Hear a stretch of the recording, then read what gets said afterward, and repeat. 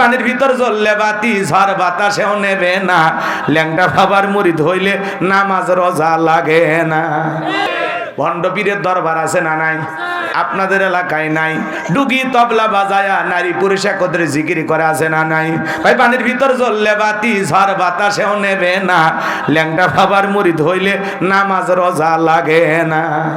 যে বিশ্বাস বলবে নামাজ রোজা লাগে না, ওরা পীর না টাটকা শয়তান। এই পৃথিবীর এমন কোন নবী রাসূল নাই যে নবী রাসূল সালাত আদায় করে নাই। আর আপনার পীর বলতেছে নামাজ পড়া লাগবে না, সিজদার মতো একটা সিজদা দিবি, জান্নাত পার হয়ে জাহান্নামের গেটে পড়বি।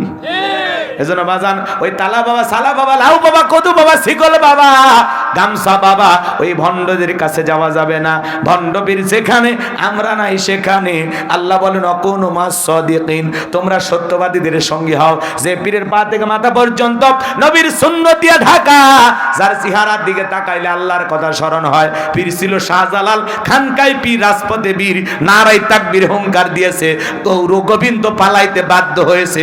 কথা বলেন ঠিক কিনা? আল্লাহওয়ালা এই জমিনে ছিল, আছে, থাকবে, কিন্তু আমাদের ভালো আল্লাহওয়ালা দরকার। কথা বলেন ঠিক কিনা?